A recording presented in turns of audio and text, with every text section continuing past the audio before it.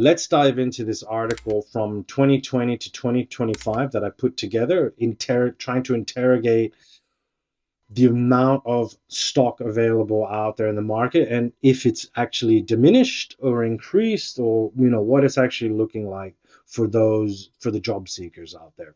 So jobs today really are a joke. And it's not about wages not keeping up with inflation. It runs deeper. When you zoom out and look over the past 5 years, you start to see the cracks in the entire system work. Let's go back to 2020, around when the global shutdown hit. You see the words that I'm using, right? We all know 2020 was a big year for the world. The International Labor Organization estimated the world lost the equivalent of 255 million full-time jobs in working hours. Around 114 million were counted as out of work that year. That's not a dip in the chart. That's the single largest shock to the global employment system since World War II. And along with that came $3.7 trillion in lost income. Imagine that much spending power just vanishing overnight. I find it very interesting how post World War II is like a key anchor in our modern human timeline. It's as if we hyper progress, which makes a lot of sense coming out of such a devastating time for our world. Going up, exponential growth, and now we're sort of tipping. So I find it so interesting how models seem to follow these bell curves, and you can take a guess where we are now on that bell curve, right?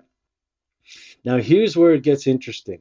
A layoff isn't just one person losing a paycheck, it's a family losing stability. In the US, an average household is about 2.5 people. Nearly half of married households have both spouses working, but about a quarter rely on just one. So, another trend we all know, shortly after the Second World War or prior to that, it was single household incomes. That was sort of the family unit and structure. And we've obviously deviated significantly from that, where it's very common for households to have dual income. That means when one of those 114 million jobs disappear in 2020, the impact rippled across 2 or 3 times as many people. Kids, partners, dependents, the stress spreads. Even though one person loses a job, or even two people, there tends to be a network of individuals that surround you, if you have a job. Your parents, your children, could even be another loved one. Maybe you have a close friend. Like there, it's a domino effect that takes place when that happens. So it's sad but true. A job or stable income is sort of like the bloodline of you. You need blood. Blood flows around your body. You need money. The money is like blood flowing around your whole livelihood. And it doesn't stop at the household. Studies show that when a worker becomes unemployed, household spending drops by 20 to 30% of that lost income. So you lose a job, that's already a third of your income, maybe even more, but that's huge. You cut groceries, you cancel subscriptions, you drive less, you skip dinners out. The shock hits local businesses almost immediately. Economists call it the multiplier effect. Yeah, I love that terminology. I highly recommend looking at that. It will demonstrate from an economics point of view the impact or the snowball effect things have. When economic mechanisms take place, there is a multiplier effect.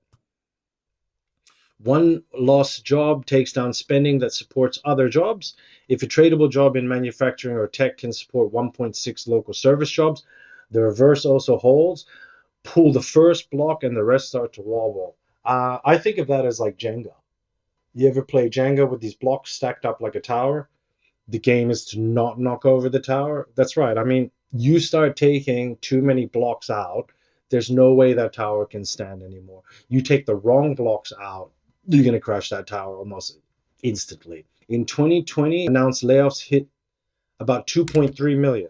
That's on top of the millions who were temporarily discharged during the global shutdowns. 2021 looked calmer, but then the wave started again. So we thought we would have a break after that, but we did not. And it's going to be interesting because we're going to go why. I mean, there's lots of reasons why, but there's one that kind of is really starting to take the cake. By 2023, companies announced over 720,000 cuts. 2024 added nearly 760,000 cuts. First half of 2025 alone, 740,000 cuts. Man, the worst first half since that global crash that, let's just say, spawned this in 2020. That's 750,000 back to back. And this is only, US data. Numbers we have here are not sexy. They're scary. Tech has been its own bloodbath. This has been one of the three reasons I've been impacted by this, which I'll go into more detail on the second episode. Since 2020, the sector has cut over 500,000 jobs worldwide. In 2024 alone, more than 237,000 tech workers lost their jobs, and in 2025 is still climbing with another 130,000 plus already gone. Big names like Microsoft, Amazon, Meta, and Intel all trimming tens of thousands at a time.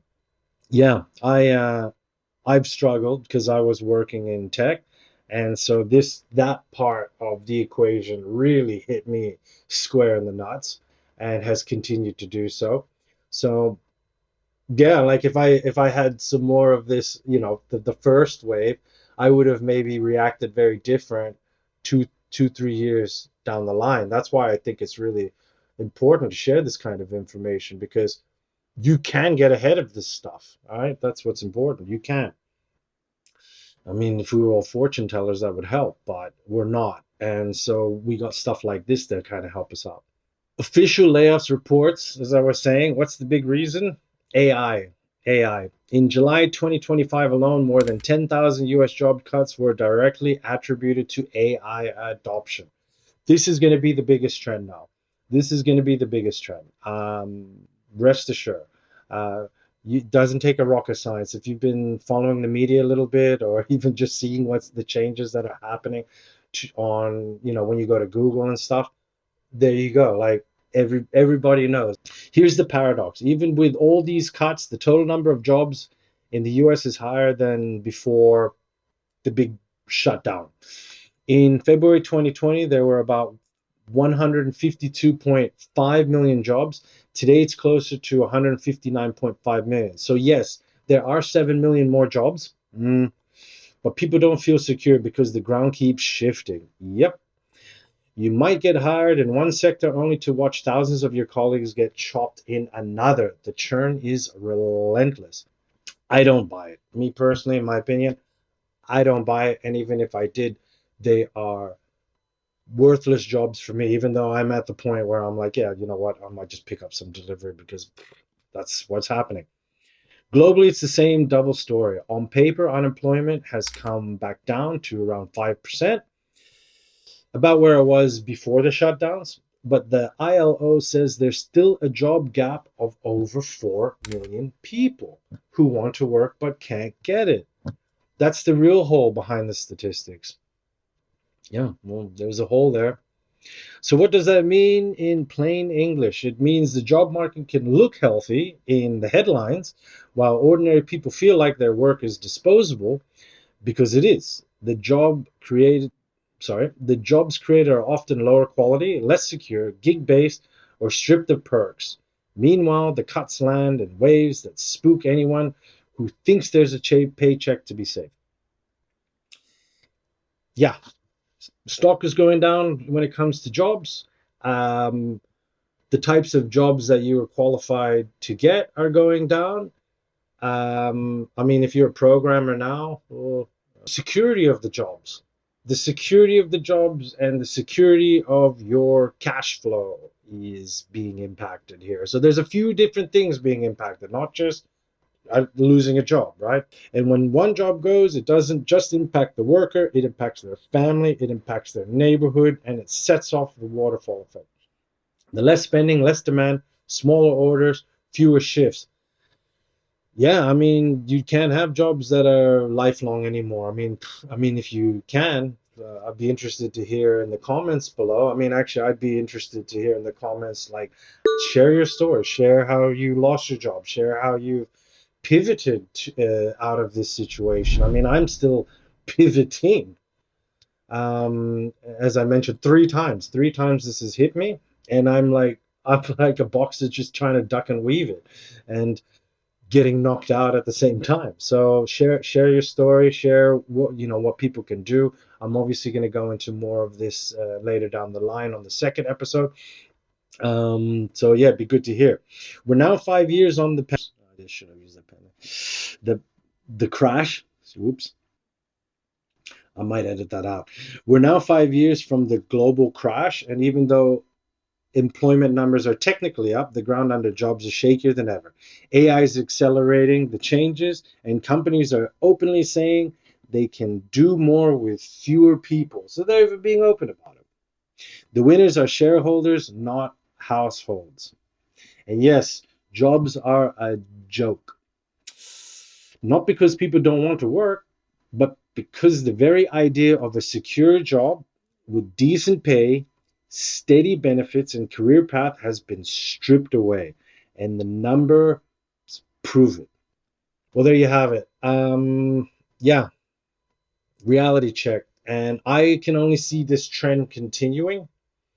Like I said, I think I was holding on to air a couple of years ago when I really got my second shakeup, and thought of really pivoting. Then I didn't do it. Yeah, and I suffered, 2 years later, give or take.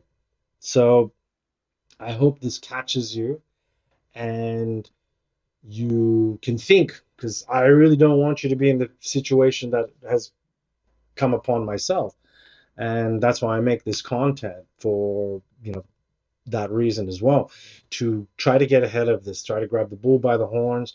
But we can definitely go in more detail on the second episode, which is going to go into more anecdotal information. So thank you so much for being with me again here today. I hope some of this information was valuable for you.